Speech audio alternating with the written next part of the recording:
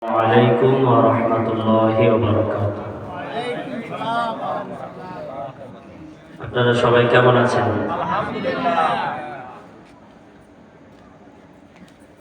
আলহামদুলিল্লাহ আলহামদুলিল্লাহ নাহমাদুহু ওয়া নাস্তাঈনুহু ওয়া নাস্তাগফিরুহু ওয়া নাউযু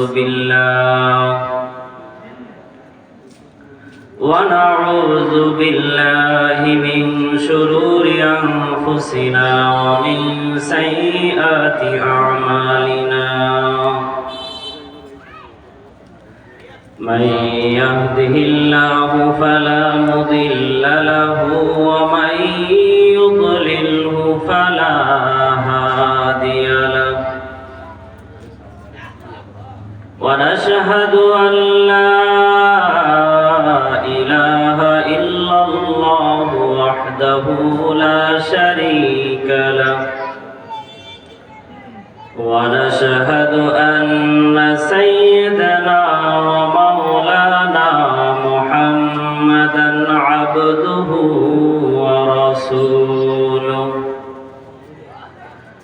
أرسله بالحق بشيرا ونذيرا وداعيا إلى الله بإذنه وسراجا منيرا أما بعد فأعوذ بالله من الشيطان الرجيم شكرا محبة مرشد قلوب بسم الله الرحمن الرحيم إن الذين قالوا ربنا الله ثم استقاموا تتنزل عليهم الملائكة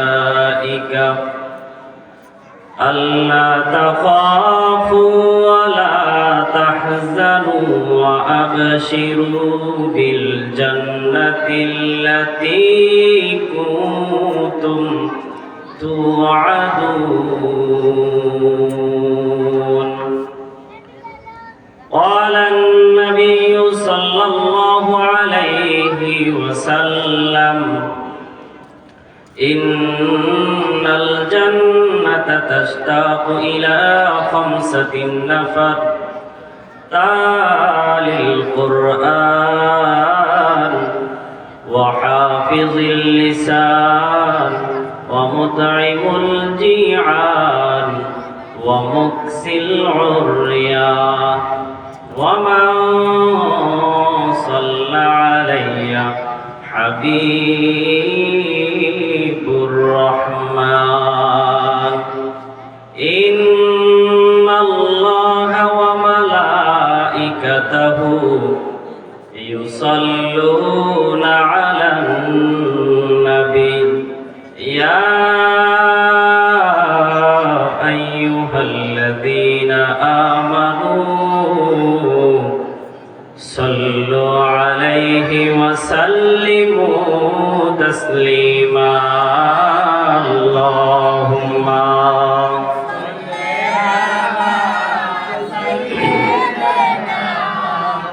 محبتك محمد وعلى آل سيدنا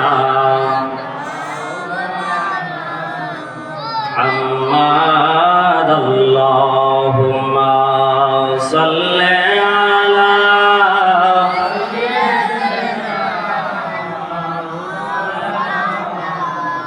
محمد وعلى آل سيدنا.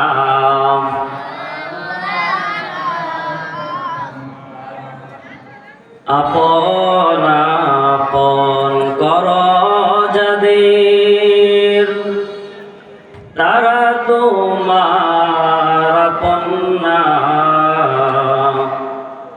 আপন যিনি দেন তিনি শুয়ে সোনার মদিনায় আল্লাহুম্মা মহব্বতে জোরে মাওলানা মুহাম্মদ ওয়া আলা আলি সাইয়্যিদিনা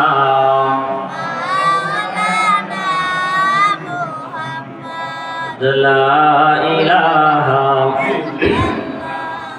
লা ইলাহা লা ইলাহা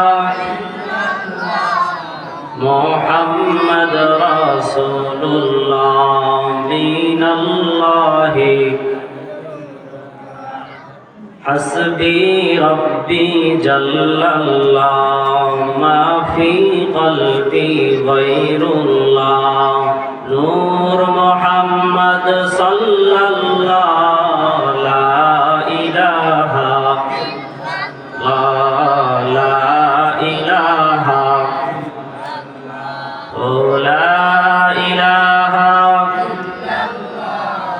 মুহাম্মদ রাসূলুল্লাহ মিনাল্লাহি নারজুল বালাগাল উলা বিকামালিহি কাশাফাত তুজা বিজামালিহি হাসনাত জামিউ ফিসালিহি সাল্লু আলাইহি ওয়া আলিহি বালাগাল উলা বিকামালিহি কাশাফাত তুজা বিজামালিহি حسنت جميع خصاله صلوا عليه وآله মুআজ্জাজ মুহতারাম অধ্যক্ষর আয়োজিত শুভনকর্তী মুনসুদ্দিন নুরানি হাফিজিয়া মাদ্রাসা এতিমখানা লিল্লা বোর্ডিং এর হাফেজে কোরআন ছাত্রদের দস্তারবন্দি উপলক্ষে 2 দিন ব্যাপী 51তম বার্ষিক ওয়াজ ও দোয়ার মাহফিলের সম্মানিত সভাপতি জনাব আক্তার হোসেন মিয়াজি, প্রধান অতিথি জনাব এনামুল হক বাদল, দিগার উলামায়ে কেরাম, আমার সামনে উপস্থিত ইসলাম প্রেমী, আল্লাহ প্রেমী, রাসূল প্রেমী, আল্লাহর প্রিয় মাহবুব বান্দাগণ, পর্দার অন্তরালের মা ও বোনেরা, সকলের প্রতি আমার আবারও সালাম। আসসালামু আলাইকুম ওয়া রাহমাতুল্লাহি ওয়া বারাকাতুহু।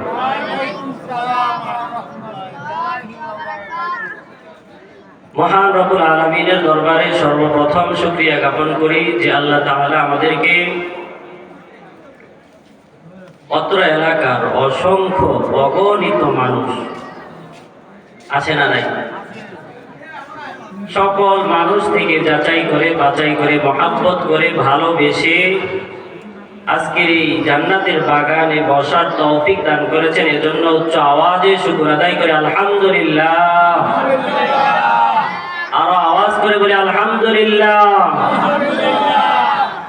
আল্লাহ তাআলা আমাদেরকে ভালোবেসেছেন বিদায় আমরা এখানে আসতে পেরেছি। কথা বলেন ঠিক কিনা? দেখেন, আমার মতন আপনার মতন বহু মানুষ এখনো চতুর্দিকে ঘোরাফেরা করতেছে, আছে না? বহু মানুষ আছে, কিন্তু তাদের তুলনায় আল্লাহর কাছে দাম আমাদের বেশি না কম? কারণ একটাই, যে তারা জান্নাতের বাগানের আওতার বাহিরে, আমরা ভিতরে। আওয়াজ করে বলেন ঠিক কিনা? সারা দিবেন, তাহলে কথা বলে ভালো লাগবে। তো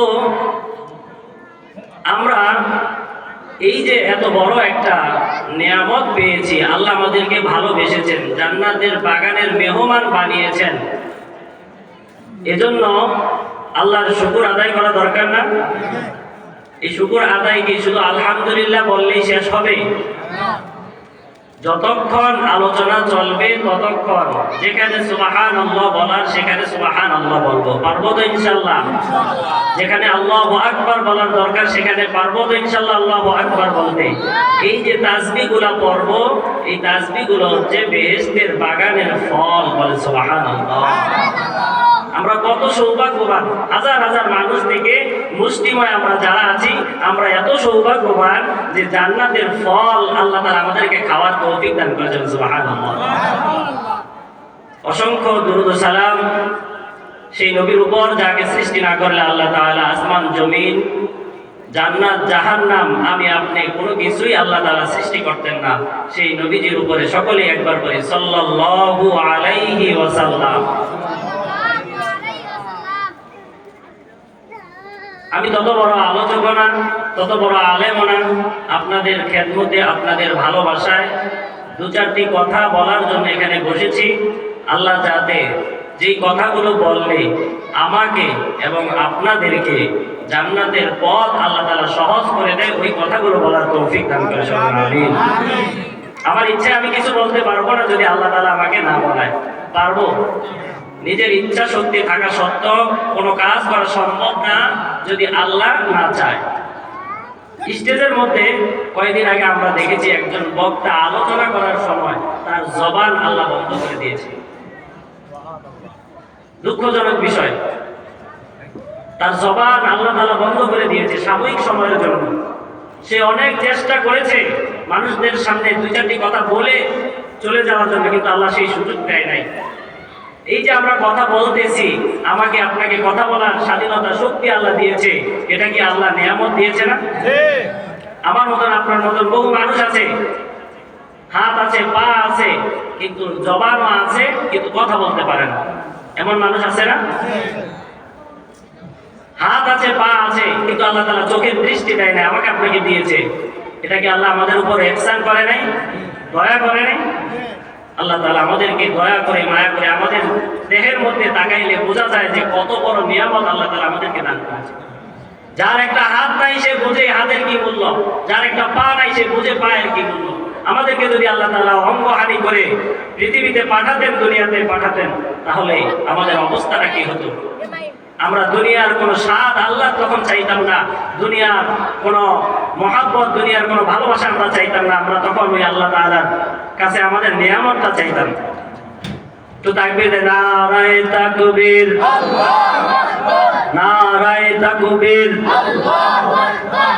আজকের প্রধান বক্তার আগমন, শুভেচ্ছার স্বাগতম, এলাকাবাসীর পক্ষ থেকে, শ্রোতা বিন্দুর পক্ষ থেকে, যুবকদের পক্ষ থেকে, মুরব্বীদের পক্ষ থেকে, মাদ্রাসার তলাবুল ইলমদের পক্ষ থেকে আমরা সকলে বলি আলহামদুলিল্লাহ।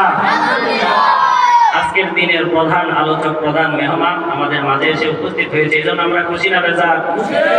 আরো আওয়াজ করে বলেন খুশি না বেজার? খুশিতে একটি তাকবীর দিব, স্লোগান দিব, পারবো তো ইনশাআল্লাহ? আরো আওয়াজ দিয়ে একটি তাকবীর দিতে আমরা রাজি আছি তো সবাই? নারায়ে তাকবীর, আল্লাহু আকবার, নারায়ে তাকবীর, আল্লাহু আকবার। দিন ইসলাম, দিন ইসলাম, জিন্দাবাদ, জিন্দাবাদ। নারায়ে রিসালাত, ইয়া রাসূলুল্লাহ। আহলে সুন্নাত ওয়াল জামাত, জিন্দাবাদ, জিন্দাবাদ। জোর কদমে সামনে চলো, বজ্র কণ্ঠে আওয়াজ তোলো, সবাই মিলে একই তালে দাও না স্লোগান, নারায়ে তাকবীর, আল্লাহু আকবার, নারায়ে রিসালাত, ইয়া রাসূলুল্লাহ। আহলে সুন্নাত ওয়াল জামাত, জিন্দাবাদ, জিন্দাবাদ। ইসলামের জন্য দেশের হয়েছে জন্ম, ইসলামের বিরুদ্ধে গেলে দেশ হবে ভিন্ন। ইসলামের জন্য দেশের হয়েছে জন্ম, ইসলামের বিরুদ্ধে গেলে দেশ হবে ভিন্ন। ইসলামের বিরুদ্ধে যারা নিয়েছে অবস্থান, ঠাই হবে না এই বাংলায়, যাও হিন্দুস্তান, যাও হিন্দুস্তান। জোর কদমে সামনে চলো, বজ্র কণ্ঠে আওয়াজ তোলো, সবাই মিলে একই তালে দাও না স্লোগান, নারায়ে তাকবীর, নারায়ে রিসালাত, আহলে সুন্নাত ওয়াল জামাত, ওয়াজ মাহফিল, ওয়াজ মাহফিল।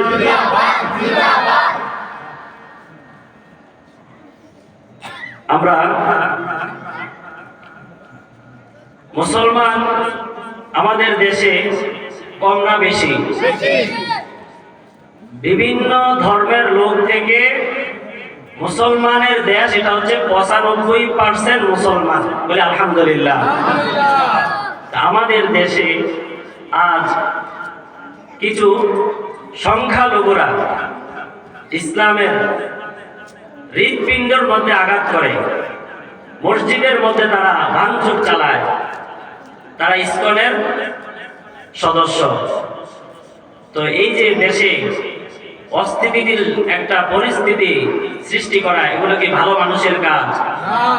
আমরা মুসলমানরা যদি জেগে উঠি, আমরা মুসলমানরা যদি তাকবীর দেই, যেই তাকবীর দিয়েছিল শাহজালাল ইয়ামিনী রহমতুল্লাহ আলাইহি, ওনার তাকবীরে গৌর গোবিন্দর প্রাসাদ চূর্ণাচূর হয়ে গেছে, বলেন না সুবহানাল্লাহ। তো আমরা মুসলিমরা যদি জেগে উঠি, আমাদের দেশে নাস্তিকরা, মুরতাদরা আমাদের উপর ঘাড়ে চেপে বসার সুযোগ পাবে না। কথা বলেন ঠিক কিনা?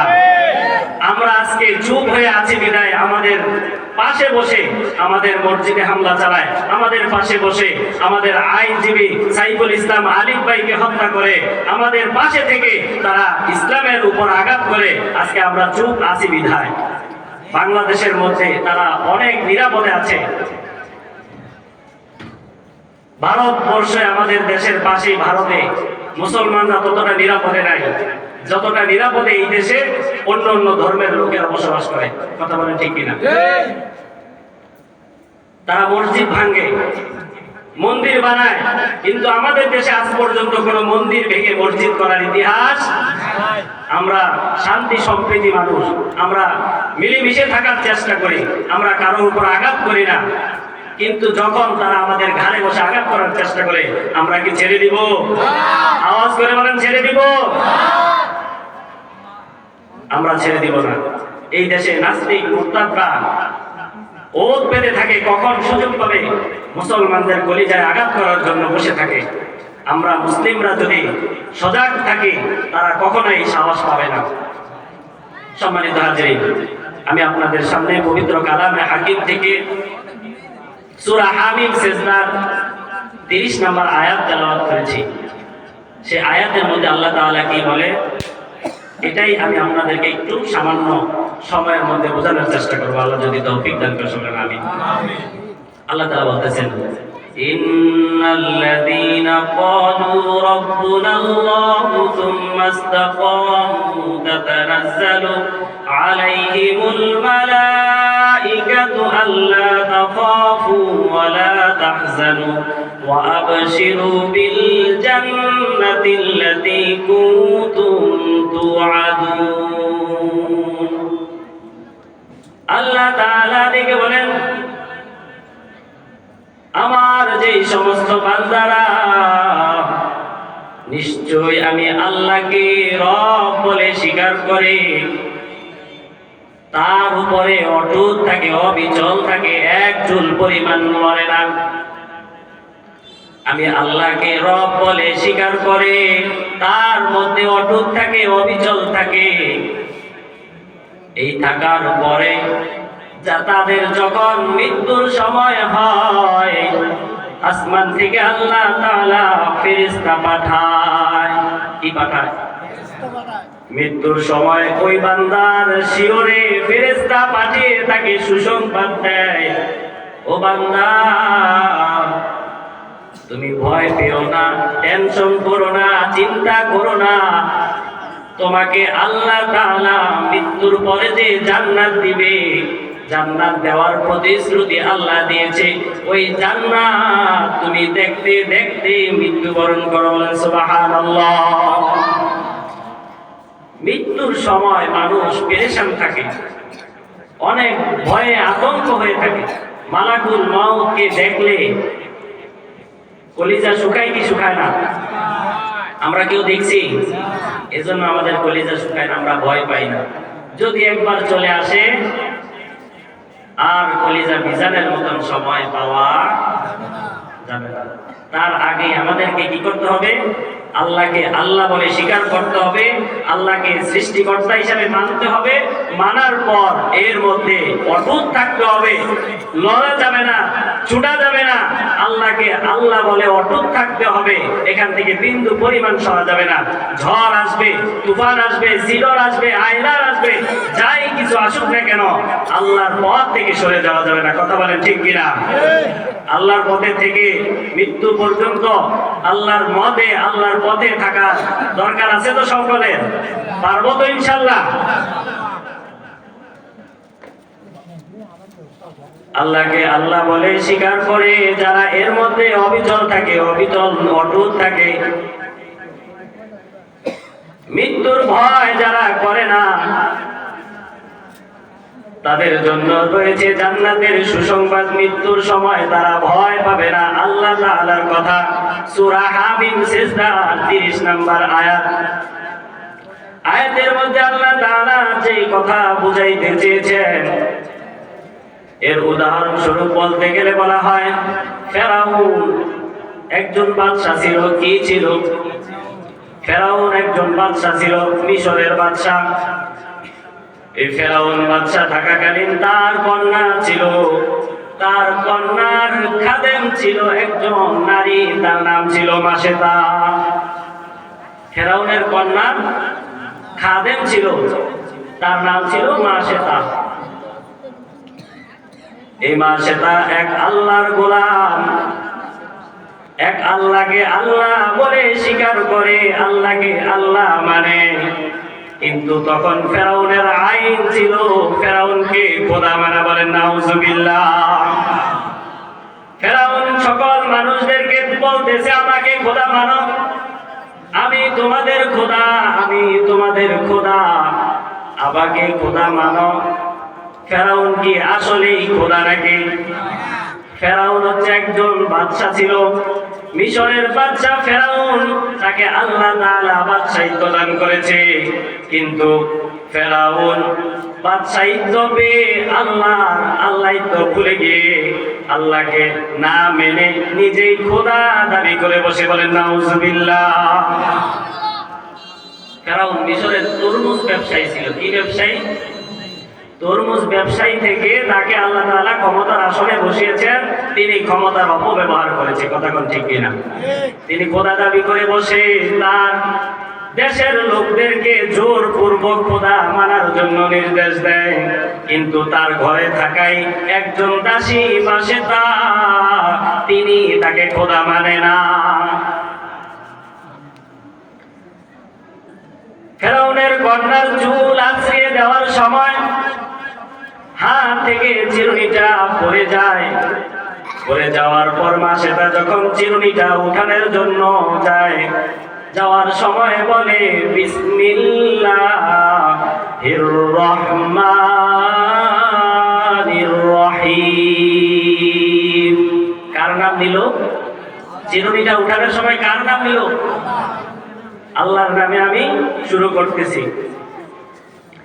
আল্লাহ তাআলার নাম নেওয়ার সাথে সাথে ফেরাউনের কন্যা মাশেতাকে ডাক দিয়ে বলে, ও মাশেতা, তুমি কি আমার বাবাকে খোদা মানো না, রব মানো না, সৃষ্টিকর্তা মানো না? মাশেতায় জবাব দেয়, ও ফেরাউনের কন্যা, এটা তো প্রশ্নই আসে না, তোমার বাবা তো প্রভু না, আমার প্রভু হচ্ছে আল্লাহ, যিনি তোমার বাবাকেও সৃষ্টি করেছে, তোমাকেও সৃষ্টি করেছে, আমাকেও সৃষ্টি করেছে। তিনি হচ্ছেন আমার প্রতিপালক আল্লাহ। একথা বলার পর ফেরাউনের কন্যা রাগ হয়ে বাবার কাছে গিয়ে অভিযোগ করে, বাবা, আপনি তো খোদা, আপনার বাড়িতে থেকেই আপনার খোদাইত্ব মানে না আমার দাসী। বলে তাকে ডাকো। মাশেতাকে ডাকা হলো। মাশেতা, তুমি কি আমাকে রব মানো না? কে বলতেছে? ফেরাউন বলতেছে, মাশেতা, তুমি কি আমাকে রব মানো না?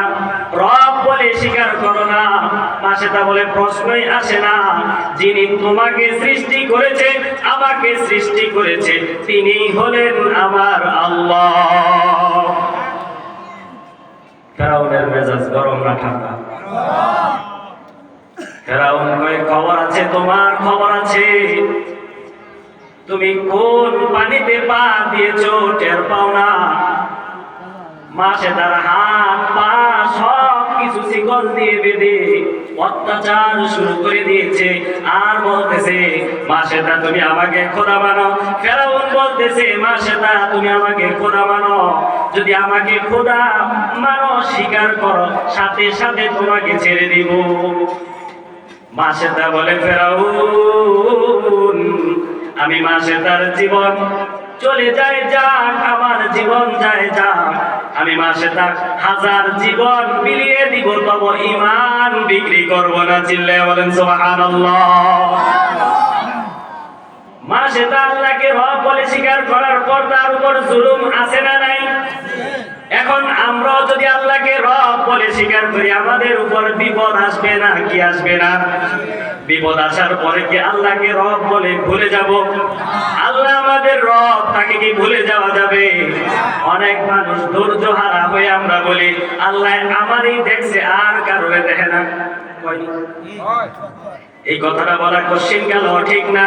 আল্লাহ সব কিছু দেখে, সব কিছু জানে, সব কিছু শোনে। আপনি মনে মনে কি চিন্তা করেন সেটাও আমার আল্লাহ জানে। জানে কি জানে না? মা সেটা বলে তুমি আমাকে 1000 বার যদি মারো, তোমার গাত গড়ায় সর্বোচ্চ শাস্তি হচ্ছে মৃত্যু। এর বেশি তো আর কোনো শাস্তি হতে পারে না। কথা কোন ঠিক কিনা? তুমি সর্বোচ্চ শাস্তি আমাকে মৃত্যুদণ্ড দিতে পারবা, মেরে ফেলতে পারবা। আমি মাসেদার জীবন যদি 1000 বার যায়, তুমি আমাকে যদি 1000 বার মারো, আমি তোমাকে খোদা মানবো না। যিনি তোমাকে আমাকে সৃষ্টি করেছেন তিনি আমার আল্লাহ। মাসেদার এই কথার পর ফেরাউনের রাগ আরো বেড়ে গেল। মাসেদার 5টা সন্তান ছিল। কয়টা সন্তান? 5টা সন্তানকে আনা হলো, চুলার মধ্যে তেল গরম করা হলো। মাসেদার সামনে চুলার মধ্যে তেল গরম করতেছে। তেলগুলো যখন টকবক টকবক করে উতরাচ্ছে, ফেরাউন নির্দেশ দেয় মাসেদার বড় সন্তানটাকে তেলের মধ্যে ফালাও। মাসেদাকে বলতেছে মাসেদা আমাকে রব বলে স্বীকার করো, তুমি বেঁচে যাবা, তোমার 5টা সন্তান বেঁচে যাবে। মাসেদাই বলে আমার 5টা সন্তান কেন? আমার যদি 1000টা সন্তান আল্লাহর রাস্তায় কুরবান করতে হয়, ফেরাউন জেনে রাখ 1000টা সন্তান আমি আল্লাহর রাস্তায় দান করে দিব, তারপরে তোকে আমি খোদা মানব না। এবার বড় সন্তানটাকে তেলের মধ্যে ছেড়ে দেওয়া হয়। সাথে সাথে হাড্ডিগুলো আলাদা হয়ে যায়, মাংসগুলো আলাদা হয়ে যায়। গরম তেলের মধ্যে ছটফট করতে করতে বড় সন্তানটা শাহাদাত বরণ করেছে। মাসেদার দিলের মধ্যে, চোখের মধ্যে এক ফোঁটা পানি আসে না। তার অপরাধ একটাই, ফেরাউনকে খোদা মানে না, তিনি খোদা মানে আল্লাহকে। এবার দ্বিতীয় সন্তানটাকেও তেলের মধ্যে দেওয়া হলো। এমনি করে 4টা সন্তান তেলের মধ্যে দিয়ে শেষ করে দেওয়া হলো। 5 নাম্বার সন্তান ছিল 3 থেকে 6 মাসের সন্তান, শিশু সন্তান, কোলের সন্তান। মাসেদার কোল থেকে সন্তানটাকে এনে ফেরাউন তেলের মধ্যে ফেলে দেওয়ার জন্য প্রস্তুতি নিয়েছে।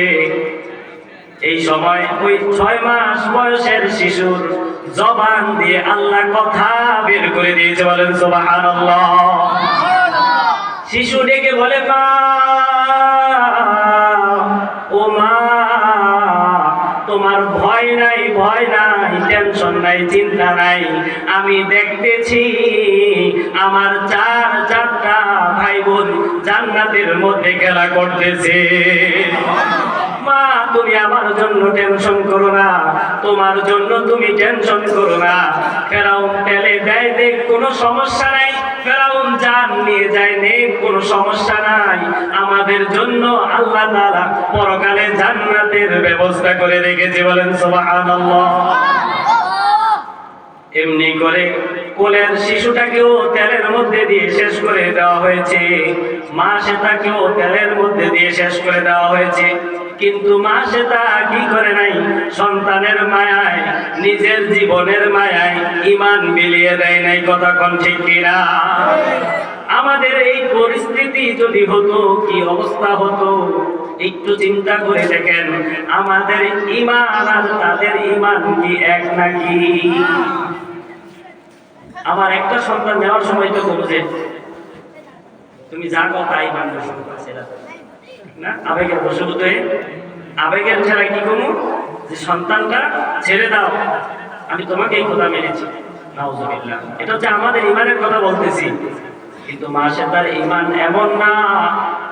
পাঁচটা সন্তান আল্লাহর রাস্তায় দিয়েছে, নিজের জীবনটাও আল্লাহর রাস্তায় বিলিয়ে দিয়েছে, কিন্তু আল্লাহকে আল্লাহ বলা ছেড়ে দেয় নাই। বলেন সুবহানাল্লাহ। আমরা পারবো তো এমন ভাবে আল্লাহকে রব বলে স্বীকার করতে পারবো তো? ইনশাআল্লাহ। জীবন যায় যাক, ধন সম্পদ যায় যাক, সন্তান যায় যাক, কোনো আপত্তি নাই।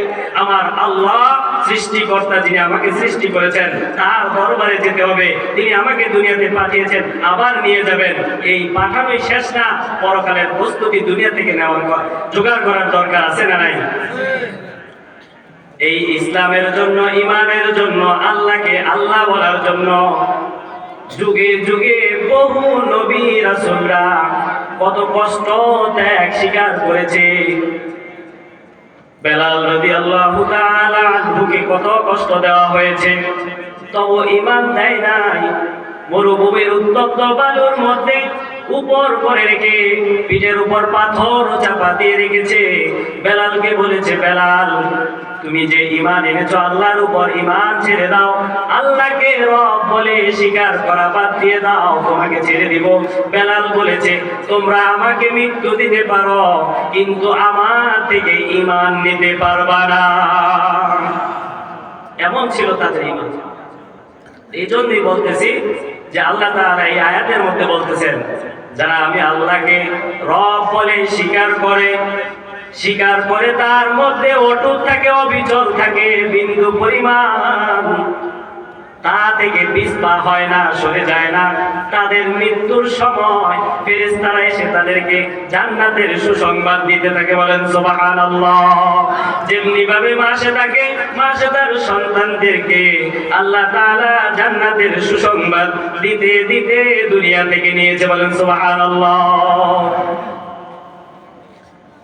আমরা সব সময় যেন আল্লাহর উপর, ঈমানের উপর চলতে পারি, আল্লাহকে রব বলে স্বীকার করতে পারি, আল্লাহকে সৃষ্টিকর্তা হিসেবে মানতে পারি, রিজিক দাতা হিসেবে মানতে পারি, আল্লাহর জান্নাতকে যেন আমরা আশা করতে পারি, জাহান্নামকে যেন ভয় করতে পারি। সকলে চিল্লায়া বলেন আমিন। এই জান্নাতে যাওয়ার জন্য আমাদের দুনিয়াতে একটু পরিশ্রম করার দরকার আছে না নাই? পরিশ্রমটা হচ্ছে 5 ওয়াক্ত নামাজ, হক হালাল পথে চলা।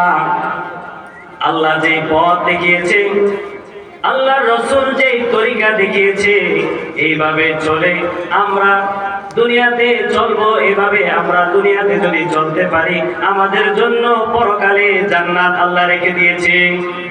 আমরা যদি দুনিয়াতে 5টা গুণ অর্জন করতে পারি, তাহলে আমাদের জান্নাতের জন্য টেনশন করার প্রয়োজন নাই। স্বয়ং জান্নাতই আমাদের জন্য টেনশন করবে, আমাদের জন্য আকৃষ্ট হয়ে থাকবে। বলেন সুবহানাল্লাহ। কয়টা গুণের অধিকারী? 5টা গুণের অধিকারী আজকে আমরা মুখস্থ করে যাব। আমরা ওয়াজ শুনি, আগামীকালকে ওয়াজ শুনবেন, আজকেও ওয়াজ শুনবেন। এত ওয়াজ শোনার পর আমলের অভাব। কিসের অভাব? আমলের অভাব।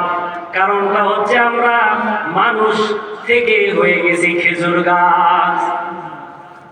আমরা যে কেন বললাম, এটার একটা উদাহরণ, যখন কোনো মানুষ নির্বাচন করে তখন একটু সালামের প্রচার প্রসারটা বাড়ে না কমে? বাড়ে। ভোটের জন্য মানুষের, জনগণের প্রার্থী, এই ভোটারদের বাড়িতে বাড়িতে একটু যাওয়া আসা করে, তাদের সাথে সুসম্পর্ক রাখার চেষ্টা করে। তেমনি ভাবে একজন নির্বাচনের প্রার্থী চেয়ারম্যান নির্বাচন করার জন্য ভোটারদের বাড়িতে বাড়িতে যাচ্ছে ভোট চাওয়ার জন্য। তো সন্ধ্যা হয়ে যাচ্ছে, রাতের আধার চলে আসতেছে, এমন অবস্থায় পথ ঠিক মতন চিনতে পারতেছে না। মনের মধ্যে চিন্তা হলো এক বাসায়, অন্ধকারে যায় দেখে আরেক বাসা।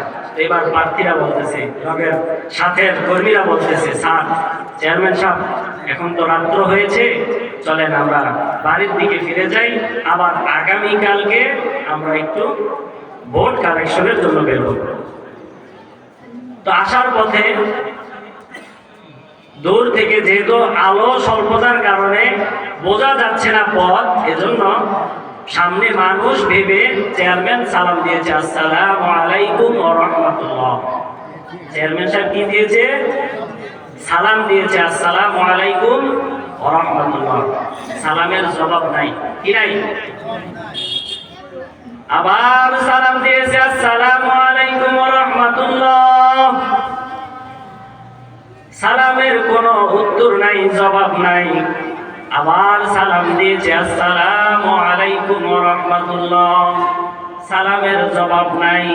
তিনবার সালাম দেওয়ার পর যখন জবাব না আসে, চেয়ারম্যান সাহেব সালামের জবাব না পেয়ে মুসাফা করার জন্য হাত বাড়িয়েছে। বলে, ভাই তিনবার সালাম দিলাম, উত্তর দিলা না, তবে মুসাফা করলে শুনেছি সগীরা গুনাহগুলো ঝরে যায়, আমার সাথে হাতটা মিলাও, মুসাফা করো। হাত বাড়ায়া দেখে চেয়ারম্যান সাহেব এটা মানুষ না, আস্তা একটা খেজুর গাছ। হাত বাড়ায় দেখে কি মানুষ না, আস্তা একটা। এবার চেয়ারম্যান বলতেছে, ও আমার কর্মীরা, এখান থেকে শিক্ষা নাও। এখানে যদি খেজুর গাছ দাঁড়িয়ে না থেকে যদি মানুষ থাকতো, প্রথম একবার সালাম দেওয়ার সাথে সাথে জবাব আসতো, ঠিক কিনা? যেহেতু এটা মানুষ না, খেজুর গাছ, হাজারবার যদি সালাম দেই, সালামের উত্তর আসবে নাকি? আসবে না। আমরাও আস্তে আস্তে মানুষ থেকে খেজুর গাছ হয়ে যাচ্ছে। কারণটা হচ্ছে শত শত ওয়াজ নসিহত আমরা শুনি, কিন্তু আমলে পরিণত করি না।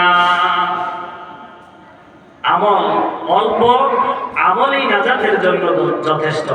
হাদিস শরীফের মধ্যে এসেছে, আখলিস দীনাকা ইয়াকফিকাল আমালুল কলিল। তোমার ঈমানকে খাঁটি করো, অল্প আমলই নাজাতের জন্য যথেষ্ট। ঈমানকে কি করতে হবে? বিশুদ্ধ করতে হবে, খাঁটি করতে হবে, অল্প আমলেই নাজাতের জন্য যথেষ্ট। আমাদের মধ্যে যদি 5টা গুণ থাকে, জান্নাতের জন্য আমাদের চিন্তা করার প্রয়োজন নাই, জান্নাত নিজেই আমাদের জন্য চিন্তা করবে। বলেন সুবহানাল্লাহ। জান্নাত স্বয়ং আমাদের জন্যই কি করবে? চিন্তা করবে, আমাদের জন্য আকৃষ্ট হয়ে থাকবে। সেই 5টা গুণের 1 নাম্বার হচ্ছে তালিল কোরআন। 1 নাম্বার হচ্ছে যারা দুনিয়াতে বেশি বেশি কোরআন তেলাওয়াত করে, তাদের জন্য জান্নাত নিজেই আকৃষ্ট হয়ে থাকবে। বলেন সুবহানাল্লাহ। কোরআন তেলাওয়াতের অভাব, এই অভাব দূর করার জন্য এখানে মাদ্রাসা দেওয়া হয়েছে, হাফিজি মাদ্রাসা। কথা কোন ঠিক কিনা? নিজে পারি না কোরআন তেলাওয়াত করতে, কিন্তু অপশন আছে, সন্তানকে মাদ্রাসায় দেন। সন্তানের অপশন নাই, নাতিকে দেন। নাতির অপশন নাই, আত্মীয়র মধ্য থেকে একজনকে এনে দেন। আপনি যে এনে দিলেন, দেওয়ার পরে যত পৃষ্ঠা কোরআন তেলাওয়াত করবে, যতটা অক্ষর সে পড়বে, প্রত্যেকটা অক্ষরের থেকে একটা সওয়াব আপনার আমলনামায় আল্লাহ পৌঁছায়া দিবে। কোরআনের সাথে মুহাব্বত সম্পর্ক রাখলে আল্লাহ তাআলা দাম বাড়িয়ে দেয় না কমিয়ে দেয়? সাধারণত একটা রেহাল কয় টাকা কাটে? 40-50 টাকা, 100 টাকা, 200 টাকা কাট। এই রেহালটা যদি কারো পায়ে লাগে, সালাম করে কি করে না? কারণ কি, রেহালের সাথে সম্পর্ক কার? কোরআনের। কোরআন লেগে থাকার কারণে, কোরআনের সাথে স্পর্শ রাখার কারণে আল্লাহ তার দাম এত বাড়িয়ে দিয়েছে, মানুষের যদি ভুল বশত পা লেগে যায় সালাম করে। আর লক্ষ লক্ষ টাকা দিয়ে যদি ফার্নিচার বানান, এর মধ্যে যদি সোফা, কেবিনেট, শোকেস, আলমারি যা কিছুই বানান না কেন, এর মধ্যে যদি পা লাগে কেউ সালাম করে? যদি পা আসারের লাঠির লগে যদি ভেঙে যায় তারপরে কি সালাম করবে? করবে না। কারণ এর সাথে কোরআনের সম্পর্ক নাই। কিন্তু 20 টাকা দামের, 30 টাকা দামের রেহালের সাথে কোরআনের সম্পর্ক থাকার কারণে দাম বাড়িয়ে দিয়েছে কে? আল্লাহ। তাহলে আমার আপনার সন্তান, আমার আপনার দাম বাড়ুক, আমরা চাই কি চাই না? তাহলে যারা সন্তানদেরকে মাদ্রাসায় দিয়েছেন সৌভাগ্যবান তাদের। যারা সন্তানের বাবা এখনো হতে পারেন নাই, নিয়ত রাখেন আমার সন্তান ছেলে হোক মেয়ে হোক আমি মাদ্রাসাতে দিব, পারবো তো ইনশাল্লাহ। আর যদি কোরআনের সাথে সম্পর্ক না রাখেন তাহলে দুনিয়াতে সম্মানের আশা করা যায় না। কোরআনকে যারা ভালোবাসে, আপনি কোরআন পড়তে পারেন না কিন্তু কোরআনকে ভালোবাসেন, মাদ্রাসার ছাত্রদেরকে ভালোবাসেন, আলেম ওলামাদেরকে ভালোবাসেন, যারা কোরআন পড়তে পারে তাদেরকে ভালোবাসেন, এর বিনিময়ে আপনিও তাদের সাথে থাকবেন। সুবহানাল্লাহ। তো এমনই একজন ইমামে আজম আবু হানিফার ছাত্র আবু ইউসুফ, নাম তার কি নাম? আবু ইউসুফ। যেহেতু দস্তার বন্দি উপলক্ষে মাহফিল, এজন্য কথাটা বলতে হয়। আবু ইউসুফ মাদ্রাসা থেকে যখন কোরআনের হাফেজ হয়, শিক্ষক তাকে মাদ্রাসাতে পাগড়ি পরিধান করিয়ে বলতেছে, বাবা আজ থেকে তুমি কোরআনে হাফেজ, আগামীকাল থেকে মাদ্রাসাতে আসবা, তোমাকে কোরআনের ব্যাখ্যা শেখানো হবে। কি শেখানো হবে? ওস্তাদ তাকে পাগড়ি দিয়ে সম্মান দিয়ে তাকে বুঝিয়ে শুনিয়ে বাড়িতে পাঠিয়ে দেয়, আগামীকাল চলে আসবা, আগামীকাল থেকে তোমাকে এই যে কোরআন মুখস্থ করেছে এটার তাফসীর শেখানো হবে। আবু ইউসুফ মাদ্রাসাতে আসার সময় মরুভূমি পাড়ি দিতে হয়। মরুভূমি পাড়ি দেওয়ার পথে তার পায়ে যে স্যান্ডেলটা ছিল, জুতা ছিল, জুতার বেলটা ছিঁড়ে যায়, ফিতা ছিঁড়ে যায়। এবার মুসির কাছে গিয়ে বলতেছে, মুসি ভাই আমার স্যান্ডেলটা ছিঁড়ে গিয়েছে, জুতাটা, ফিতাটা ছুটে গিয়েছে, একটু জোড়া লাগিয়ে দাও। মুসি জোড়া লাগিয়ে দিয়ে বলতেছে, এবার 4 আনা দাও। আবু ইউসুফ বলতেছে, আমার কাছে 4 আনা নাই, তবে কোরআন আছে। কি আছে? আমার কাছে 4 আনা নাই, কোরআন আছে। কি আছে? আওয়াজ নাই জি, আওয়াজ করে বলেন কি আছে? কোরআন আছে। মুসি ভাই আমি আপনাকে 4 আনা দিতে পারবো না, আমি আপনাকে কোরআন পাকের সবচেয়ে বড় সূরাটা শোনাই। মুসি বলে, না না না, তোমার কাছে আমি কোন কোরআনের আয়াত সূরা শুনতে চাই না, আমার বিল হয়েছে 4 আনা, 4 আনা দিবা তো জুতা পাইবা। বেচারা পড়ছেনি বিপদে, 4 আনার পাইবো কই? ছাত্র মানুষ। এবার আবু ইউসুফ ডেকে বলে, মুসি ভাই আমার কাছ থেকে তুমি 5 পারা কোরআন তোমাকে তেলাওয়াত করে শোনাবো, আমার জুতাটা দিয়ে দাও। মুসি বলে, 5 পারা কোরআন বুঝি না, 10 পারা কোরআন বুঝি না, 30 পারা কোরআনও বুঝি না, আমি বুঝি 4 আনা। মুসির কথা একটাই, 4 আনা দাও, জুতা দাও। এবার আবু ইউসুফ মনে মনে চিন্তা করতেছে, হায় রে এই কি কোরআন শিখলাম, 4 আনার মূল্য কোরআন দিতে জানে না, কি কোরআন শিখলাম। এবার মাদ্রাসাতে গিয়ে ওস্তাদকে ডেকে বলতেছে, হুজুর এই নেন আপনার পাগড়ি, আপনি আমাকে কালকে বলেছেন আমি কোরআনে হাফেজ হয়েছি, আগামীকাল মাদ্রাসায় আসতে আমাকে ব্যাখ্যা শিখাবেন, কোরআনের তাফসীর শিখাবেন। আজ আপনার কাছে আসার সময় প্রতিমধ্যে আমার জুতার বেল ছিঁড়ে যায়। মুসির কাছে গিয়ে বললাম, ভাই বেলটা লাগাইয়া দাও। সূরা বাকারা শোনাইতে চাইলাম, সে রাজি না। 5 পারা কোরআন শোনাইতে চাইলাম, তাও রাজি না। 10 পারা কোরআন শোনাইতে চাইছি, রাজি না। তার কাছে কোরআনের 4 আনার দাম নাই। সে বলে 4 আনা দিতে হবে, তারপরে স্যান্ডেল নিতে হবে। আমি 4 আনা দিতেও পারি নাই, স্যান্ডেল মুছি রেখে দিয়েছে। হুজুর যে কোরআন এতদিন শিক্ষা দিলেন, এই কোরআনের 4 আনার দাম নাই। ওস্তাদ খুব চিন্তায় পড়ে যায়। রাত্রি গভীর, ওস্তাদ সেজদায় পড়ে আল্লাহর কাছে কান্নাকাটি করে, আল্লাহ এ কোন বেকায়দায় ফালাইলে গো আল্লাহ। আবু ইউসুফ রে আমি কি করে বোঝাই কোরআনের দাম কত, কোরআনের মর্যাদা কত, আবু ইউসুফকে আমি কিভাবে বোঝাই। আল্লাহ তাআলা ওস্তাদকে শিক্ষা দেওয়ার জন্য, ছাত্রকে বোঝানোর জন্য আল্লাহ গায়বী ভাবে একটি পাথর দিয়েছে, সাদা পাথর। বলেন সুবহানাল্লাহ। একটি দামি মূল্যবান পাথর ওস্তাদকে দিয়েছে। এবার ওস্তাদ বলতেছে, আবু ইউসুফ বাবা, এই পাথরটা নিয়ে বাজারে দাম যাচাই করবা, বিক্রি করবা না।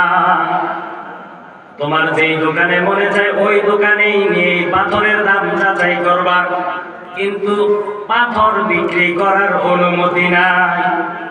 আবু ইউসুফ পাথর নিয়ে সর্বপ্রথম মুসির কাছে যায়। বলতেছে, মুসি ভাই পাথরের দাম কত? এই পাথর নাও, তুমি আমাকে জোতা দাও। মুসি পাথরটা একটা ফিক্কা দিয়ে ফেলে দিয়েছে। মুসি বলতেছে, পাথরের কোনো দরকার নাই, আমাকে দাও তুমি 4 আনা। মুসির কাছে 4 আনার দাম এই পাথরটার হলো না। এবার আবু ইউসুফ বাজারে চলে যায়। যাওয়ার পর মুদির দোকানে গিয়ে বলতেছে, ভাই পাথরটা কিনবা নাকি, এটার দাম কত? দোকানদার বলতেছে, আমাদের কোনো পাথরের প্রয়োজন নাই, চলে যাও। দোকানের কর্মচারী বলতেছে, মহাজন একটা পাথরের শর্ট আছে, যদি ওইটার স্থানে এটা রেখে দিতেন তাহলে আমাদের উপকারে আসতো, কাজে আসতো। এবার দোকানের মহাজন বলতেছে, 5 টাকা নাও, পাথরটা দাও। আবু ইউসুফ বলে, না না না, আমার ওস্তাদ এই পাথর বিক্রির জন্য পাঠায় নাই, বলেছে এটার দাম যাচাই করার জন্য। বলেন সুবহানাল্লাহ। আবু ইউসুফ পাথর নিয়ে এবার মুদি দোকান পাড়ি দিয়ে স্বর্ণকারের দোকানে চলে যায়। স্বর্ণকারের দোকানে গিয়ে বলতেছে, ভাই ও ভাই স্বর্ণকার, এই পাথরটার দাম কত আমাকে বলে দাও। স্বর্ণকার বলতেছে, এই পাথরটার কোথায় পেয়েছো? এটা তো মূল্যবান পাথর। এই পাথরটা স্বর্ণকারে থেকে চিনে ফেলেছে এটা যে একটা দামি পাথর। স্বর্ণকার চিন্তা করলো, পাথরটা অনেক মূল্যবান, যেহেতু এটার দাম 50,000 টাকা দিই, আমাকে দাও। এবার আবু ইউসুফ বলতেছে, ও স্বর্ণকার ভাই, এই পাথর কিন্তু আমার বেচার অনুমতি নাই। কি নাই? ওস্তাদ পাথর বেচার অনুমতি দেয় নাই। ওস্তাদ বলেছে, পাথরটা যাচাই করবা, বাজারে এটার মূল্য কত। এবার স্বর্ণকার তো বুঝে ফেলেছে, একে মনে হয় 1 লক্ষ টাকা দিলে পাথর দেবে। এবার বলতেছে, ভাই তোমার এই পাথরটা আমি 1 লক্ষ টাকা দিব, আমাকে দাও।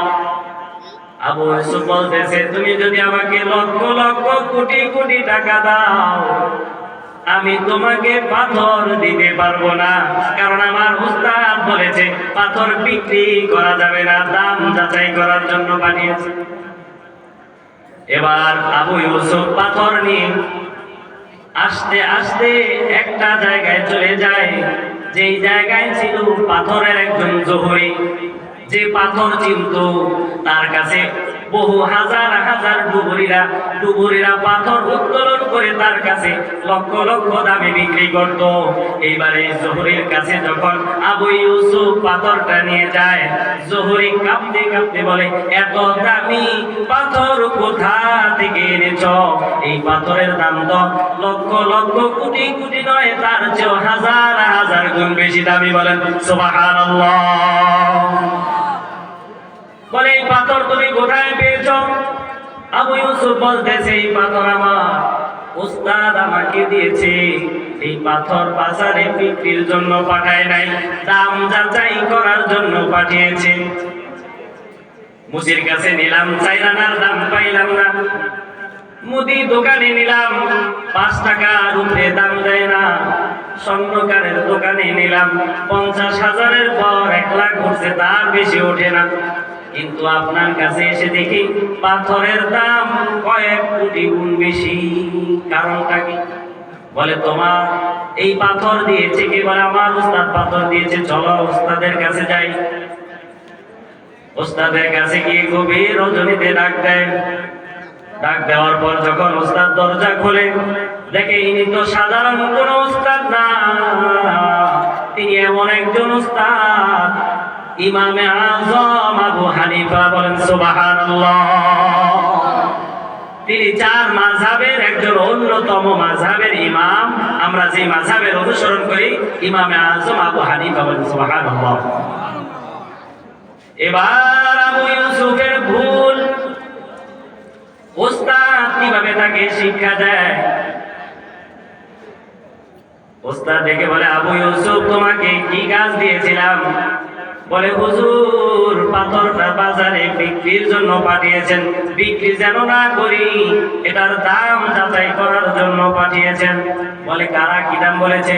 বলে মুসির কাছে নিলাম, 4 আনার দামও দেয় নাই, ফিক্কা মেরে ফেলে দিয়েছে। মুদির দোকানে নিলাম, 5 টাকা দাম দিয়েছিল, কিন্তু যখন স্বর্ণকারের কাছে যাই 50,000 টাকা দাম দিয়েছে, সর্বোচ্চ 1 লাখ। কিন্তু ওনার কাছে গিয়ে দেখি, এই জহুরের কাছে গিয়ে দেখি পাথরের দাম হাজার হাজার কোটি গুণ বেশি। বলেন সুবহানাল্লাহ। এবার ইমামে আযম আবু হানিফা আবু ইউসুফকে ডেকে বলে ও আমার ছাত্র আবু ইউসুফ, এই কোরআনের দাম যার তার কাছে পাওয়া যায় না। আবু ইউসুফের ভুল ভেঙেছে। আবু ইউসুফ বলে উস্তাদ ক্ষমা করে দেন, যেই কথা বলতেছিলাম, যেই কথা গতকালকে বলেছিলাম, আপনি যে আমাকে কোরআন শিক্ষা দিলেন, এই কোরআনের দাম মুসির কাছে 4 আনা নাই। আসলে আপনারা সবাই সচেতন মানুষ, বলেন তো মুসি কি কোরআনের দাম বুঝবে নাকি? মুসি কি কোরআনের মূল্য দিতে পারবে নাকি? কোরআনের মূল্য মুসির দেওয়ার ক্ষমতা নাই, কোন মুদি দোকানদারের ক্ষমতা নাই, কোন স্বর্ণকারের দেওয়ার ক্ষমতা নাই। কোরআনের মর্যাদা, কোরআনের সম্মান যদি পেতে হয়, কোরআন ওয়ালাদের কাছে এসে কোরআনের মর্যাদা পাওয়া যাবে। কথা বলেন ঠিক কিনা? কোরআনের মর্যাদা পেতে হলে, বুঝতে হলে কোরআন ওয়ালাদের কাছে আসতে হবে। এখন আপনি যদি কোরআনের মর্যাদা নিয়ে মুসির কাছে যান, মুসি এটা মর্ম বোঝে না। মুসি কি কোরআন তেলাওয়াতের মর্যাদা বোঝে? তো আমরা কোরআন তেলাওয়াতের, কোরআনের যেন মর্যাদা দিই, পারবো তো ইনশাআল্লাহ? জান্নাত আমাদের জন্য আকৃষ্ট হয়ে থাকবে, আমাদের জন্য লালায়িত হয়ে থাকবে যদি আমরা 5টা গুণ অর্জন করতে পারি। তার মধ্যে 1 নাম্বার হচ্ছে তালিল কোরআন। যারা দুনিয়াতে কোরআন তেলাওয়াত বেশি বেশি করবে, আল্লাহ তাআলা তাদেরকে জান্নাতে প্রবেশ করাবে। বলেন সুবহানাল্লাহ। 2 নাম্বার হচ্ছে ওয়াহাফিজিল লিসান। যারা জবানের হেফাজতকারী, আল্লাহ তাআলা তাদেরকে জান্নাতে পাঠাবেন। বলেন সুবহানাল্লাহ। জান্নাত তাদের জন্য পাগল হয়ে থাকবে। বলেন সুবহানাল্লাহ। কিসের হেফাজতকারী? জবানের হেফাজতকারী। আল্লাহ রাসূল সাল্লাল্লাহু আলাইহি ওয়াসাল্লামের কাছে একজন সাহাবী এসে জিজ্ঞাসা করে, ইয়া রাসূলুল্লাহ, ইয়া হাবিবাল্লাহ, মানুষ কোন আমলের কারণে জান্নাতে যাবে? আল্লাহর রাসূল বলেন, ও আমার সাহাবী, জেনে রাখো, অধিকাংশ মানুষ জান্নাতে যাবে আল্লাহর ভয় ভিতরে আনার কারণে। 2 নাম্বার হচ্ছে উত্তম চরিত্রের অধিকারীর কারণে। এই সাহাবী আবার জিজ্ঞেস করে, ইয়া রাসূলুল্লাহ, ইয়া হাবিবাল্লাহ, মানুষ বেশিরভাগ জাহান্নামে যাবে কোন কারণে? আল্লাহ রাসূল বলেন, জবানের হেফাজত না করার কারণে, আর হচ্ছে লজ্জাস্থানের হেফাজত না করার কারণে। মুখের জবানের দ্বারা মানুষ জাহান্নামী হবে। তাহলে আমাদের এই জবান দিয়েছে কে? আরো আওয়াজ করে বলেন জবান দিয়েছে কে? আল্লাহর দেওয়া জবান আল্লাহর রাস্তায় খরচ করার জন্য রাজি আছি তো ইনশাআল্লাহ? একটু আওয়াজ করে বলেন আল্লাহু আকবার। আরো আওয়াজ করে বলেন আল্লাহু আকবার। একটু দুরূদ শরীফ পড়ি। আল্লাহুম্মা সাল্লি আলা মাওলানা মুহাম্মদ ওয়া আলা আলি সাইয়্যিদিনা মুহাম্মদ। আল্লাহুম্মা সাইয়্যিদিনা মাওলানা মুহাম্মদ ওয়া আলা আলি সাইয়্যিদিনা মাওলানা মুহাম্মদ। 2 নাম্বার বলেছিলাম যে 5টা গুণ আমাদের অর্জন করার দরকার। 2 নাম্বার গুণ হচ্ছে জবানের হেফাজত করা। কিসের হেফাজত করা? আর আওয়াজ করে বলেন কিসের হেফাজত করা? জবানের হেফাজত করা। অবসর সময় ফায়সা কথা, অযথা কোনো কথা না বলে যদি একটু আল্লাহর জিকির করি, রাসূলের উপর দুরূদ পড়ি, আমার আপনার আমলনামা থেকে গুনাহ মাফ করবে কে? রাসূলের দুরূদে গুনাহ মাফ করে কে? মান সাল্লা আলাইয়া ওয়াহিদাতান সাল্লাল্লাহু আলাইহি আশারা। আল্লাহর রাসূল বলেন, ও আমার উম্মতরা, যারা বেশি বেশি দুরূদ পাঠ করবে আল্লাহ তাআলা তাদের আমলনামা থেকে গুনাহ মাফ করে দিবে। রাসূলের সাথে জান্নাতে থাকতে চাই কি চাই না? কারা কারা চাই তো হাত তুলে দেখায়। নারায়ে তাকবীর, নারায়ে তাকবীর, নারায়ে রিসালাত। আপনার সম্মানিত হাজিরিন, 2 নাম্বার গুণ অর্জন করতে হবে জবানের হেফাজত করা। ফায়সা কথা বলা যাবে না। জবান দিয়ে আল্লাহ তাআলার গুণগান গাইতে হবে, রাসূল পাকের দুরূদ ও সালাম পড়তে হবে। পারবো তো ইনশাআল্লাহ? 3 নাম্বার গুণ হচ্ছে মুতাইমুল জিয়ান, ক্ষুধার্তকে খাদ্য দানকারী। ক্ষুধার্তকে যারা খাদ্য দান করে আল্লাহর রাসূল বলেন তাদের জন্য জান্নাত আকৃষ্ট হয়ে থাকে। বলেন সুবহানাল্লাহ। আমাদের সমাজে খাদ্য মানুষ দান করে কি করে না? খাদ্য দানকারী ক্ষুধার্ত মানুষদেরকে যারা খাদ্য দান করে আল্লাহ তাআলার জান্নাত তাদের জন্য পাগল হয়ে থাকে। বলেন সুবহানাল্লাহ, সুবহানাল্লাহ। হযরত ফাতেমা রাদিয়াল্লাহু তাআলা আনহার ঘরে খাবার নাই 3 দিন যাবত। কয় দিন যাবত? 3 দিন ঘরে চুলা জ্বলে না, ঘরে কোনো খাবার নাই। ঘরে একটি চাদর ছিল, চাদরটা আলী রাদিয়াল্লাহু তাআলা আনহুকে দিল। ও আমার স্বামী, আজ 3 দিন হয়ে যায় ঘরে চুলা জ্বলে না, ঘরে কোনো খাবার নাই, খাবারের ব্যবস্থা করেন। এই চাদরটা বাজারে নিয়ে যান, বাজারে গিয়ে বিক্রি করে দেন। বাজারে বিক্রি করে যা কিছু অর্থ পান তা থেকে আমাদের জন্য খাবার কিনে আনবেন। আলী রাদিয়াল্লাহু তাআলা আনহু বাজারে নিয়ে চাদরটা 6 টাকা বিক্রি করে দিল। কয় টাকা? 6 টাকা। বাজারে 6 টাকা চাদরটা বিক্রি করে দিয়ে বাড়ির জন্য কিছু খাবার কিনে রওনা করলো। প্রতিমধ্যে একজন ক্ষুধার্ত ব্যক্তি এসে বলে, আমাকে কিছু খাবার দাও, আমাকে কিছু খাবার দাও, আমি আজকে কয়দিন যাবত অনাহার। আলী রাদিয়াল্লাহু তাআলা আনহু বিন্দু পরিমাণ চিন্তা করলেন না, বাড়ির জন্য ঘরের জন্য কোনো খাবার অবশিষ্ট না রেখে পুরা খাবারটা ক্ষুধার্তকে দান করে দিয়েছে। বলেন সুবহানাল্লাহ। আলী রাদিয়াল্লাহু তাআলা আনহুর এই দান আল্লাহ তাআলার দরবারে এত পছন্দনীয় হয়েছে, এত কবুল হয়েছে, এত মর্যাদা আল্লাহ তাআলা দান করেছেন। আল্লাহ তাআলা কি করলেন? আল্লাহ তার সাথে ব্যবসা শুরু করে দিয়েছেন। বলেন সুবহানাল্লাহ। আলী রাদিয়াল্লাহু তাআলা আনহু 6 টাকার খাবার কিনেছিল, পুরাটা খাবার ক্ষুধার্ত ব্যক্তিকে দান করে দিয়ে খালি হাতে বাড়ির দিকে রওনা দিয়েছে। প্রতিমধ্যে একজন ব্যক্তি বলতেছে, একটি ওট নিয়ে এসেছে। কি নিয়ে? একটি ওট নিয়ে এসেছে। বলতেছে, আলী আমার কাছ থেকে ওটটা কিনবা নাকি? আলী বলে, ওট কিনবো কি দিয়ে? আমার কাছে কোনো টাকা পয়সা না। বলে, বাকিতে যদি কিনতে চাও বাকিতেই বিক্রি করবো।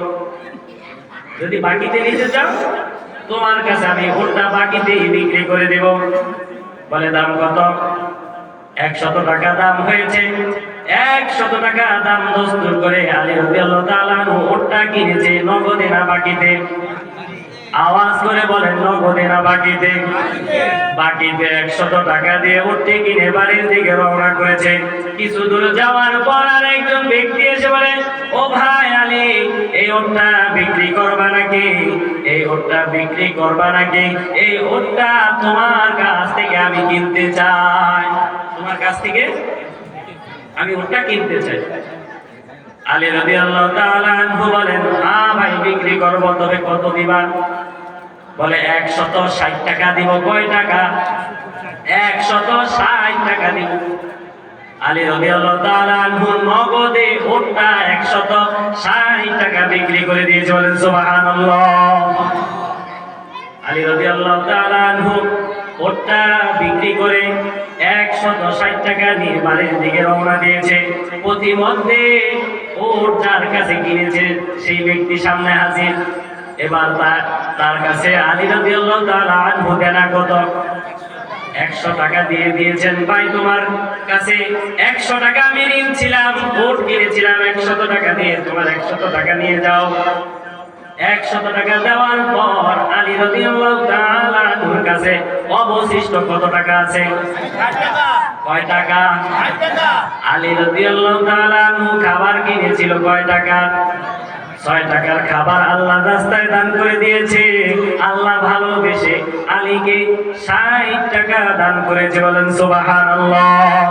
আল্লাহ তাআলা কোরআনে মাজিদে বলেন, মান জা আবিল হাসানাতি ফালাহু আশরু আমসালিহা। আমার বান্দারা যারা একটি নেক আমল করবে, আমি আল্লাহ তাআলা 1 টাকা যারা আমি আল্লাহর রাস্তায় দান করবে, আমি আল্লাহ তাআলা তাদেরকে 10 গুণ বাড়িয়ে সওয়াব দিব। বলেন সুবহানাল্লাহ। আলী রাদিয়াল্লাহু তাআলা আনহু এবার 60 টাকা নিয়ে বাড়ির দিকে রওনা। গিয়ে ফাতেমা রাদিয়াল্লাহু তাআলা আনহার কাছে 60 টাকা দেওয়ার পর বলতেছে, ফাতেমা বলতেছে, এই চাদরের দাম কি এত নাকি? এত টাকা কোথায় পেয়েছেন? বলে, ফাতেমা আজকে ব্যবসা করেছি দুনিয়ার কোনো মানুষের সাথে না, আজকে ব্যবসা করেছি আমার আল্লাহর সাথে। বলেন সুবহানাল্লাহ। আজকে কার সাথে ব্যবসা করেছে? আজকে আল্লাহর সাথে ব্যবসা করেছে। আল্লাহর সাথে ব্যবসা করলে আল্লাহ তার প্রতিদান এভাবেই দান করে। আল্লাহ তাআলা তার প্রতিদান কিভাবে দান করে সে নিজেও টের পাবে না। এবার আল্লাহ রাসূলের দরবারে গিয়ে হাজির। আল্লাহ রাসূলের কাছে যাওয়ার পর নবীজি ডেকে বলে, আলী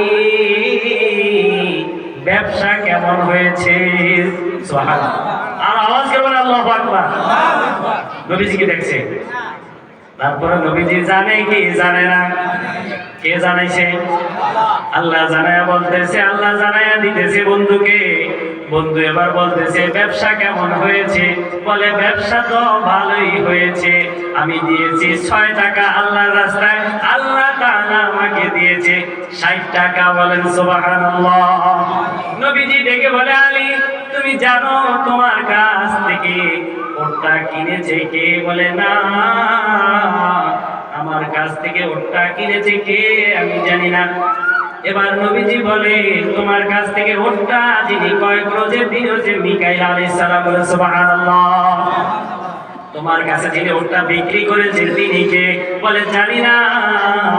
নবীজি বলতেছেন, ওই লোকটা ছিল জিবরাইল আমিন। বলেন সুবহানাল্লাহ।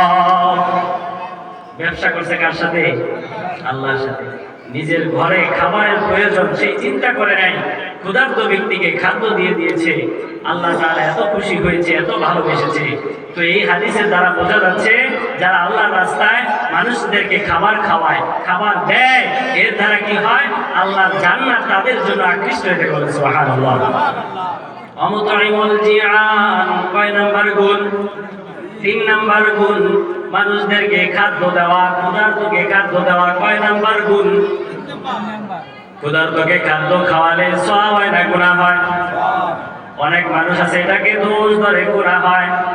বলে, বাপমার নামে খরচ করো, না জানি বাপমার কবরে আগুন জ্বালাও। বলে নাউজুবিল্লাহ। বাপ মার নামে খরচ করানো, এটা শুধু এলাকার মানুষ খায় না, পশু পাখিতেও খায়, কি খায় না? পশু পাখি খাওয়ার পর দোয়া করে, কি করে না? পিপিলিকা খাবারটা খায়, পোকামাকড় খাবারটা খায়, পশু পাখিও খায়, মানুষও খায়, গরিবও খায়, ধনীও খায়। মানুষের আত্মার একটা দোয়া আছে, বাবা মার জন্য যারা খরচ করে খাবার খাওয়ায়, আল্লাহ তাআলা তার বিনিময়ে বাবার মার কবরের আযাব মাফ করতে পারে, কি পারে না? তাহলে মানুষদেরকে খাওয়ানোর জন্য কৃপণতা করব? কৃপণতা করার কোনো অপশন নাই। সামর্থ্য যা আছে তা দিয়ে মানুষদেরকে খাওয়ানোর চেষ্টা করব। 3 নাম্বার গুণ হচ্ছে মানুষদেরকে খাওয়ানো, ক্ষুধার্ত ব্যক্তিদেরকে খাওয়ানো। খাওয়ালে কি হবে? আল্লাহ রাসূল বলেন ওই সমস্ত ব্যক্তিদের জন্য জান্নাত নিজেই আকৃষ্ট হয়ে থাকবে। বলেন সুবহানাল্লাহ। 4 নাম্বার গুণ হচ্ছে অমুকসিল রিয়া, বস্ত্রহীন মানুষদেরকে যারা বস্ত্র দান করে, বস্ত্রহীন মানুষদেরকে বস্ত্র দান করে, এমন ব্যক্তিদের জন্য আল্লাহর জান্নাত আকৃষ্ট হয়ে থাকবে। বলেন সুবহানাল্লাহ। তো আমাদের সমাজের মানুষদেরকে পোশাক আশাক দান করে, কি করে না? বহু মানুষ দেখবেন মাদ্রাসার ছাত্রদেরকে জামা কাপড় বানিয়ে দেয়, এক ড্রেস দেয় না? আবার ছাত্রদের জন্য কম্বল দেয়, অসহায় দরিদ্র মানুষদেরকে শীতকালে কম্বল দেয়, দেয় কি দেয় না? এই যে দরিদ্র মানুষদেরকে বস্ত্র দেওয়া, এটাও একটা ভালো কাজ। এই কাজটা যারা করবে, আল্লাহ রাসূল বলেন জান্নাত তাদের জন্য, জান্নাত তাদেরকে খুঁজে বেড়াবে। সুবহানাল্লাহ। আমাদের খোঁজা লাগবে না, আমরা পারবো তো ইনশাআল্লাহ। কৃপণতা করব না। ফাতেমা রাদিয়াল্লাহু তাআলা আনহার বিবাহের জন্য নতুন একটা শাড়ি কিনেছে, কাপড় কিনেছে। ভিক্ষুক বাড়িতে এসে হাজির, বলে ফাতেমা আমাকে একটি পরার জন্য কোন রকম একটা কাপড় দান করো। ফাতেমা রাদিয়াল্লাহু তাআলা আনহা চিন্তা করলেন আমার বাসায় 2টা কাপড়, একটা হচ্ছে পুরান আর একটা হচ্ছে নতুন। নতুনটা হচ্ছে বিবাহের জন্য। ফাতেমা চিন্তা করলেন না, নতুন কাপড়টা এনে ভিক্ষুককে দান করে দিয়েছে। বলেন সুবহানাল্লাহ। ফাতেমার সঙ্গী সাথী যারা ছিল তারা বলতেছে আপনি তো পুরান কাপড়টাই দিলে পারতেন, নতুনটা কেন দিলেন? ফাতেমা বলতেছে লান তানালুল বিররা হাত্তা তুনফিকু মিম্মা তুহিব্বুন। আমার আল্লাহ বলেন যেটা নিজের জন্য পছন্দ না, এটা আরেকজনের জন্য পছন্দ করিও না। যেটা নিজের জন্য পছন্দ, যেটা নিজের জন্য পছন্দ, এটাই আল্লাহর কাছে পছন্দ। বলেন সুবহানাল্লাহ। ফাতেমা জানে কি জানে না? কার কন্যা? নবীজির কন্যা। কার কন্যা? নবীজির কন্যা তো এমনই হওয়া যায়, নবীজির কন্যা তো এমনই হওয়া দরকার, যিনি কি চায় নিজের নতুন পোশাকের চিন্তা করে না, অসহায় দরিদ্র গরিবটাকে নিজের নতুন কাপড়টা দান করে দিয়েছে। বলেন সুবহানাল্লাহ। 4 নাম্বার হচ্ছে অমুকসিল উরিয়ান। 5 নাম্বার হচ্ছে ওমান সাল্লা আলাইয়া হাবিবুর রহমান। 5 নাম্বার গুণ অর্জন করা লাগবে, সেটা হচ্ছে আল্লাহ রাসূলের উপর বেশি বেশি দুরূদ ও সালাম পড়া। বলেন সুবহানাল্লাহ। আলহামদুলিল্লাহ। নারায়ে তাকবীর।